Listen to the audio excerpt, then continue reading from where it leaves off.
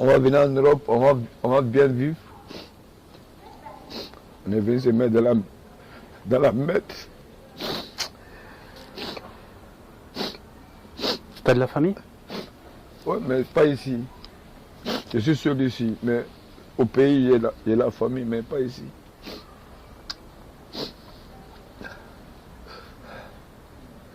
On pensait qu'on va venir, on va gagner tout ici.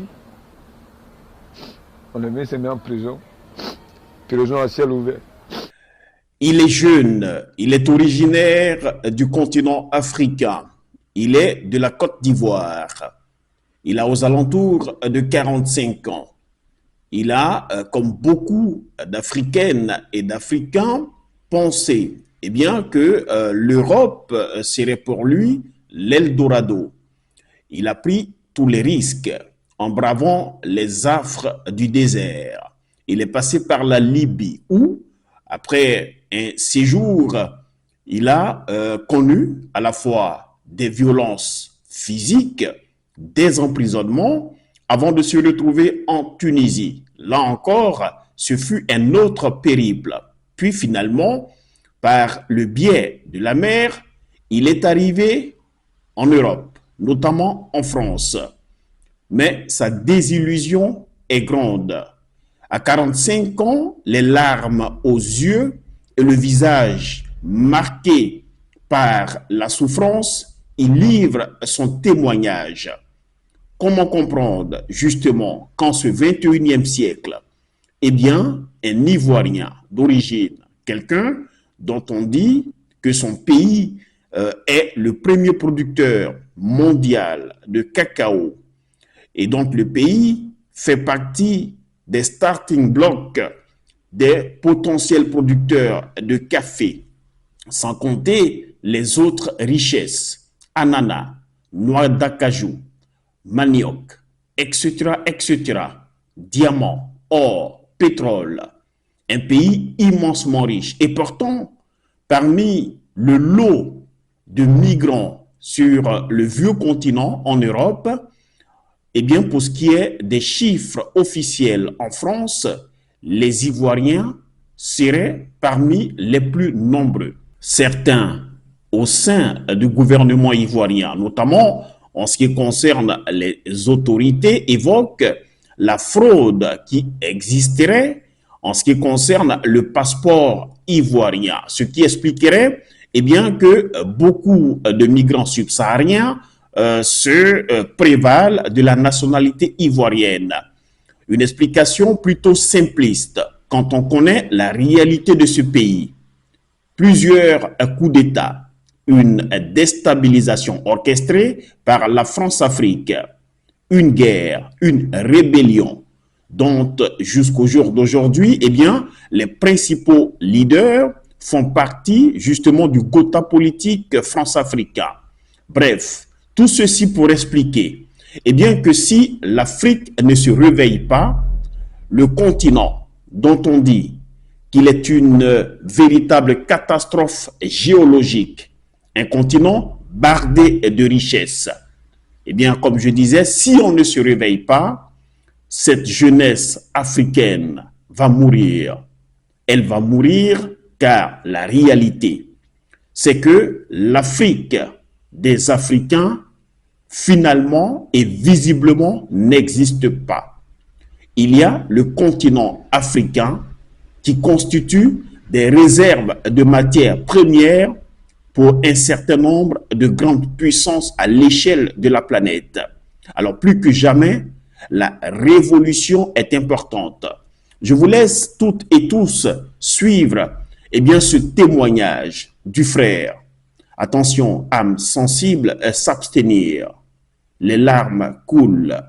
Il parle plusieurs jours sans manger, sans dormir.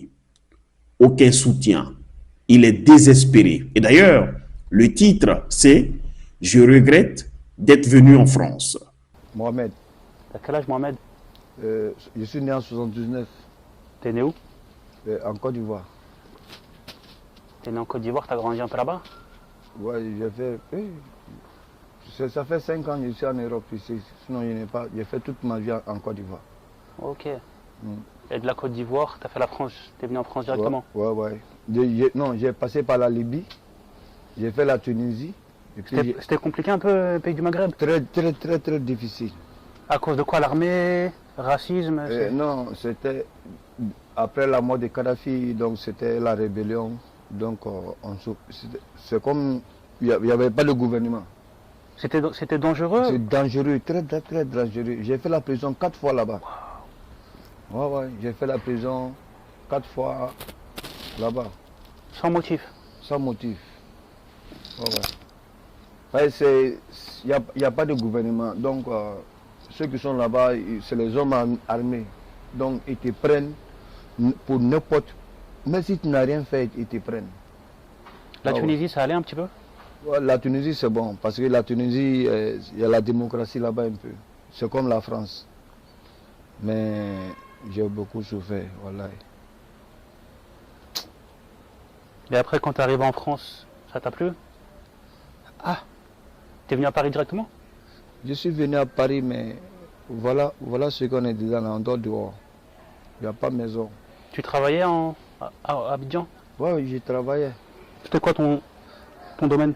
J'étais conducteur de gros camions, poids lourd. J'ai un permis de poids lourd. Tu as essayé de bosser en France avec? Mais, si tu n'as pas papier, tu dois dehors, comment tu vas gagner travail? Hein? Si les gens même ne nous donnent pas à manger, on va mourir dans la rue.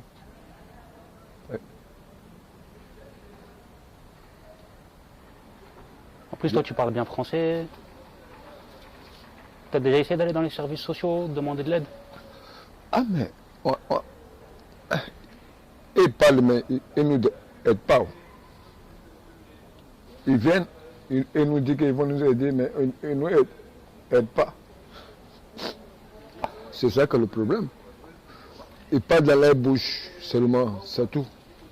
Mais ils ne font pas ce qu'ils doivent faire. Souffrance totale. On dort dans la rue, on ne mange pas bien, on ne se lave même pas. On peut faire plus de 2 semaines, on ne se lave même pas. Il y en a qui disent qu'ils dorment en centre. Ils appellent le 115 et... C'est faux. 115, ils vont te loger 2 jours, 3 jours. Après, ils te mettent dehors. C'est un mensonge. C'est un mensonge. C'est Dieu seul qui peut nous aider. On ne sait même pas comment on va s'en sortir dans cette galère. Là, on souffre. Là, on souffre. Et ils sont solidaires un petit peu, les gens dans la rue? Ouais, on est solidaires entre nous. S'il y a une baguette, on partage ensemble. S'il y a quelque chose, il y a des gens qui passent, qui nous donnent 10 euros, 5 euros. On peut manger. À part ça, c'est fini. Il n'y a pas autre solution. On fait comment? T'imaginais pas du tout que c'était comme ça? Tu pensais que... Non. Je pensais que c'était le radeau. On va venir en Europe, on va bien vivre. On est venu se mettre dans la mette. T'as de la famille? Oui, mais pas ici. Je suis seul ici, mais au pays, il y a la famille, mais pas ici.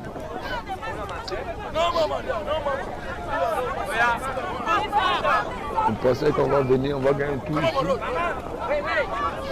On est venu se mettre en prison. Prison à ciel ouvert.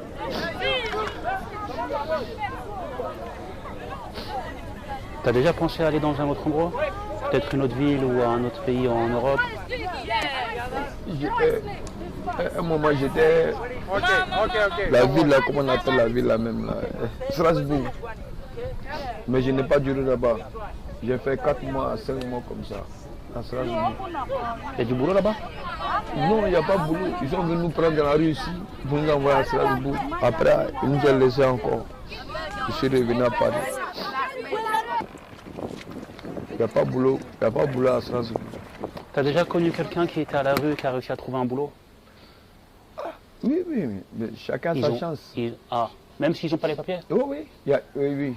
Même tout dernièrement, ils sont venus prendre un de mes petits. ils l'ont envoyé au travail. Mais moi, je n'ai pas encore eu la chance. Je n'ai pas encore eu la chance d'abord. Depuis que je suis venu en France, je souffre seulement. Voilà. Je n'ai jamais connu de bonheur ici. Je ne sais pas comment je vais faire. Je ne sais pas qui va m'aider. Tu t'attends à quelque chose de positif cette année? Ça dépendra de Dieu. Parce que moi, je suis fatigué. Je suis fatigué, voilà. Imagine-toi quelqu'un qui doit dehors. Pour se laver, c'est un problème. Pour manger, c'est un problème. Si les gens ne te donnent pas, tu n'as pas. Ouais, on est fatigué, voilà. Si on savait que c'était comme ça, on n'allait même pas venir en France. On allait rester en Afrique là-bas, c'était mieux. On vivait bien là-bas. Papa est là-bas, maman est là-bas, petit sœur est là-bas, tout le monde est là-bas. Mais ici, on est venu se mettre dans la merde. Tes parents, ils t'appellent des fois? Mais je n'ai pas de téléphone. Tu leur as parlé depuis que tu es venu en France? Non, je les appelais, mais après mon téléphone, ils ont volé mon téléphone. Donc, C'est qui t'a volé ton téléphone? je ne sais pas. Je dormais. Quand tu dors dans la rue, là, tout arrive. Ils ont volé mon téléphone. Donc, je n'arrive même pas à causer avec ma maman, mon papa, mes soeurs, mes frères. Je n'arrive même pas. Je ne sais pas si Dieu. Peut-être quelqu'un va m'aider pour gagner un téléphone. Sinon, je sais. Moi, je suis fatigué, mon frère. Souvent, là, il y a limite. Quand ça dépasse là, tu deviens fou. Ouais. Je suis fatigué, mon frère. Je dors dans la rue. Pour manger, c'est un problème. Même pour gagner une cigarette, c'est un problème. Et quand tu vas dans les aides sociales ici, ils te disent quoi? Ils te disent t'es pas français? Non, c'est pas question de français. Là-bas, là, c'est compliqué. Ils parlent dans leur bouche, mais ils ne peuvent pas t'aider. Ils parlent seulement, mais ils ne peuvent pas. Ils ne peuvent pas. Ils disent ça, mais quand tu vas là-bas, zéro. Ce que tu peux faire, peut-être, ils prennent une douche, ils vont te donner un petit café, c'est tout. Avec une petite baguette. Mais est-ce qu'on est né? On est né pour ça. On n'est pas né pour ça. Ils vont te donner un petit café, une petite baguette, puis ils vont te dire il faut prendre une douche. C'est tout ce qu'ils peuvent faire. Même habits, ils ne peuvent pas te donner. Moi, même mes habits qui sont là, ça fait combien de mois, c'est sale. Mais je ne sais pas comment j'ai trouvé d'autres pour porter. On est fatigué. Voilà. Tes vêtements, tu les mets où? Ta valise, elle est en sécurité? Non. Si j'ai gagné un complet, c'est bon. Je n'ai pas de valise, je n'ai pas de maison. Je dors dehors. Si j'ai gagné un complet, je porte. Si c'est sale, je n'ai pas l'argent pour aller laver. Donc, j'enlève l'ancien, je porte le nouveau, je jette l'autre. Il n'y a pas de valise, il n'y a pas de maison, il n'y a rien. On est dans saleté donc. On pensait qu'on va venir en France, on va gagner le bonheur, on sera heureux. Voilà, on est dans la merde. On est dans la merde totale. Les gens avec qui tu restes, ils sont comme toi? Toi, t'as l'air de... Toi, tu prends pas de drogue, je pense. Non. À part cigarette, l'alcool, moi je ne prends pas de drogue. Je n'ai jamais fumé de drogue. Mais je bois l'alcool et puis je fume la cigarette. Tu bois beaucoup? T'es alcoolique? Ouais, un peu. Parce que les soucis. À cause des soucis. À cause des soucis, donc, ça fait que je bois beaucoup. Sinon, avant, je ne bois pas. C'est arrivé en France ici, mais j'ai commencé à boire. Sinon, avant, je ne bois pas. Souci, problème. Tu ne travailles pas, tu n'as pas l'argent, tu n'as pas maison, tu n'as pas femme, tu n'as pas enfant. Putain, tu n'as pas de travail. Tout ça, c'est comme des problèmes. Pour une seule tête. Mais la tête, là, un jour, ça va s'exploser. Hein. Parce qu'on ne comprend plus rien. On est fatigué. Voilà. On est fatigué.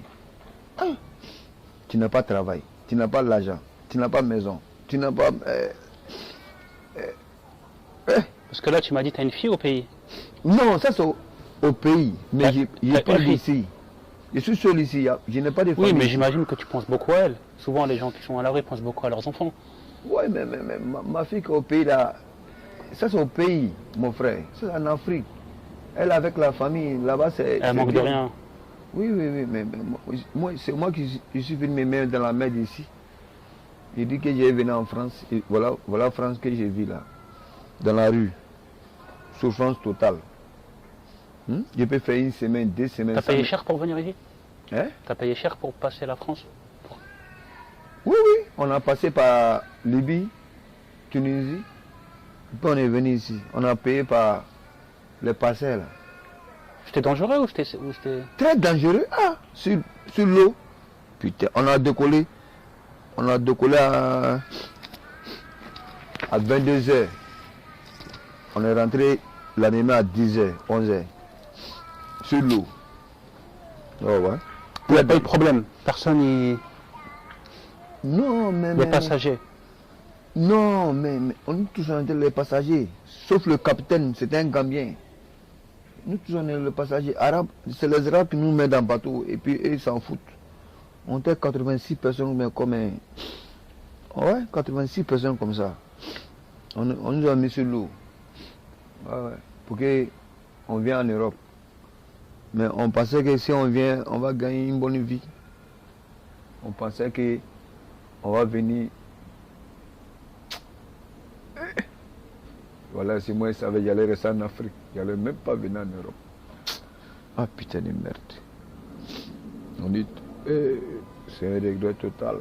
Si tu avais un souhait pour cette année, ce serait quoi? C'est quoi? Si tu avais un souhait pour cette année. Mon frère, quelqu'un qui est en difficulté, il cherche à s'en sortir. N'importe quel souhait, moi je vais pour m'en sortir. Mais je dors dans la rue. Je n'arrive pas à manger. Je n'ai pas femme, je n'ai pas enfant, je n'ai pas maison, je n'ai pas de travail, je n'ai pas l'argent. Moi, je ne sais pas qu'est-ce que tu as dit. Je ne sais même pas. Voilà. Je ne sais pas si c'est une punition de Dieu. Je ne sais pas. Si il restait en Afrique, c'était mieux. Tu regrettes? Très, je regrette très. J'étais bien là-bas. J'avais tout. Ma famille est là-bas, ma maman vit, mon papa vit, toute ma famille est là-bas. Je suis venu me mettre dans la merde ici. Je dors dans la rue. Je n'ai pas de travail. Je ne mange pas. Franchement, ton histoire a fait beaucoup de peine. Si les gens Tu passes par une étape difficile. si les gens ne me donnent pas à manger, je ne sais pas comment je vais manger. Ça, c'est quelle vie, ça? C'est sûr, c'est difficile. Je suis fatigué, voilà. Je suis fatigué. Bah non, en tout cas, on te souhaite bon courage. Ah ouais. On te souhaite le meilleur. Ah Tu vas ouais. trouver une solution. Inch'Allah.